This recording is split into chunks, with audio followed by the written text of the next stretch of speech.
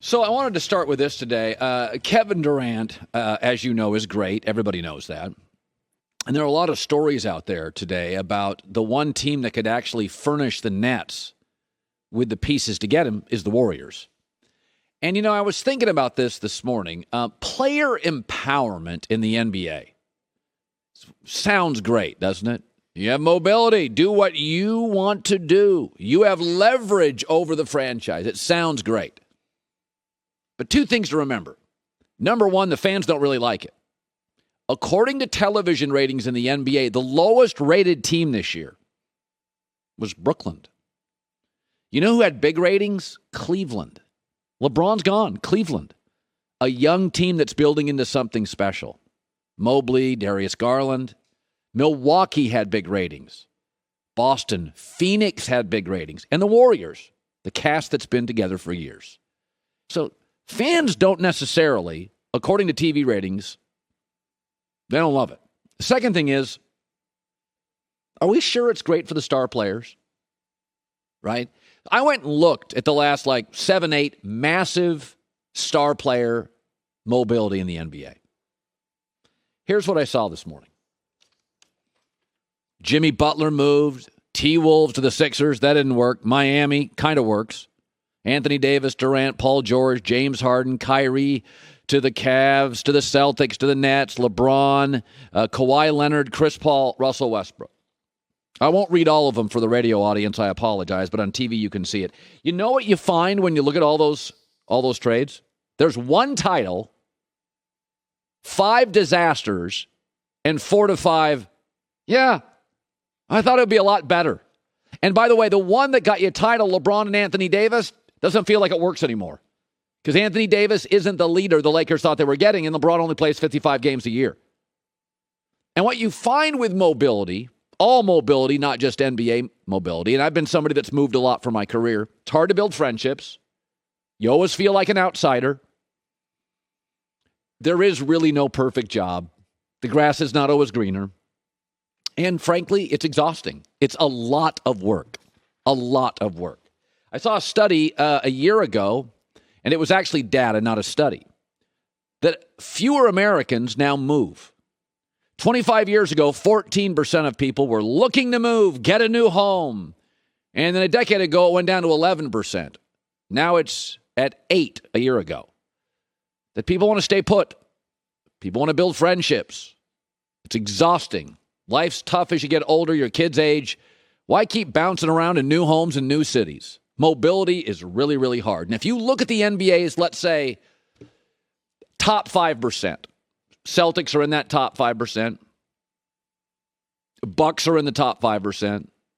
Warriors are in the top 5%. This year, regular season, the Suns were in it. It's all homegrown. It's all drafted and developed. And maybe you bring in a Chris Paul or you bring in a Drew Holiday, but it's drafted, patience, developed. And here's the thing with KD. As we circle back to KD, he changes the temperature in any room. He just does. He's a lot. And chemistry is so hard to build. Once you have it, why screw it up, right? I mean, KD to Golden State, think about that.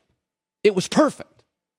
You had the selfless star in Steph Curry, easiest dude in the league to get along with. You had the chill wingman who bikes to work, Klay Thompson. The coach is academic, cerebral, very pro player. Steve Kerr played in the NBA.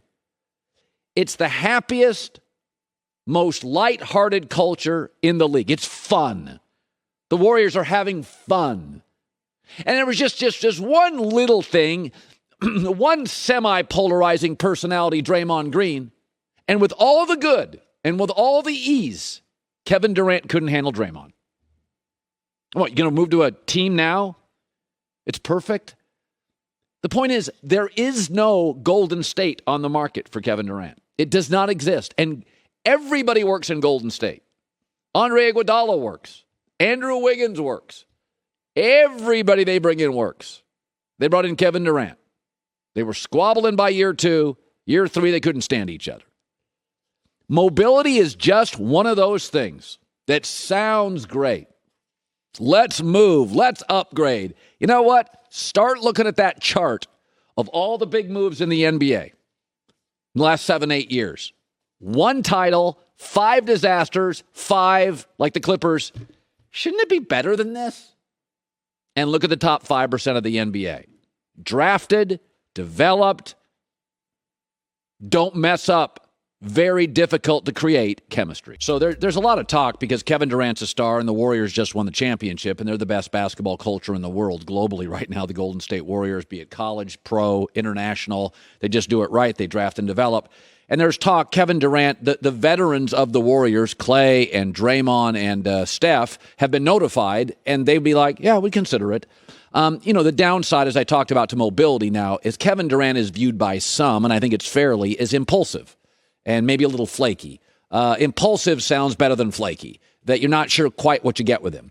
We talked about this yesterday, and I think it's true. I think Kevin Durant, with this move, has become Kawhi Leonard and Anthony Davis. Talented, productive, you can't have him lead your franchise. He's not capable of it. It's not what he does. Can he enhance your franchise and win a title like Kawhi, Anthony Davis? Yes. He can't lead it. Chris Broussard talked about this in KD's personality yesterday on our show. Kevin Durant is obviously not a leader. He said that himself in 2017 in an interview with GQ magazine. But also that he doesn't have the intangibles to lead a team to the championship. If he were to go back to Golden State and win championships, sure, it's great. 3 championships, 4 championships he's got, whatever it would end up being. People are always, though, going to kind of underrate him a bit because now we know he's not like Steph. He's not like Tim Duncan. He's not like LeBron or Kobe or Matt. Like, those guys not only had the ability, he's got the ability, but they had the intangibles. And I think that's incredibly fair. I think he's now, with this impulsive move, I think he's becoming Kawhi Leonard and Anthony Davis, which is wildly talented. About 3 years ago, I kept saying on the air, I thought Kawhi was the best get a bucket, get a stop guy in the league, better than LeBron. You're not going to build your franchise around Kawhi. And that's what's interesting. Anthony Davis, Lakers thought he was a leader. Yeah, that's backfired. He's an enhancer. Kawhi Leonard, he was great to Toronto and the Spurs. They already had a culture. As the Clippers have found out, you can't build a culture around Kawhi. Can't depend on him. And I think this is why Phoenix is the place for KD. First of all, they've got a leader. It's Chris Paul. Your leader doesn't have to be your best player. Steph Curry always led the Warriors. People view KD as a more talented player. Whether that's true or not, you don't have to be the most talented player to be the leader. Chris Paul's the leader of the Phoenix Suns. They don't need a leader.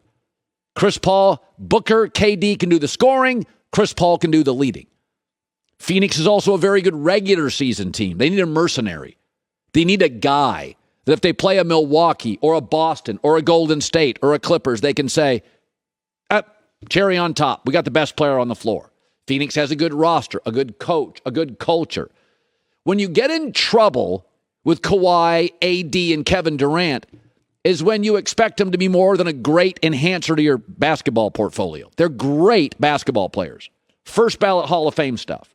And the Suns have never won a title. They've been close a couple of times. So I think they'd be a little more willing than other franchises to sell off the future to win now. Again, Yankees may not do that. Mets would. Giants may not do that. Jets would. If you don't have the titles recently or ever, Phoenix to me works. DeAndre Ayton, Mikal Bridges, 2 to 3 first-round picks. Chris Paul gets Booker and KD next 3 years to get buckets. That feels like close to a championship-level team, and you don't need KD to be what he's proven he's not. The franchise guy.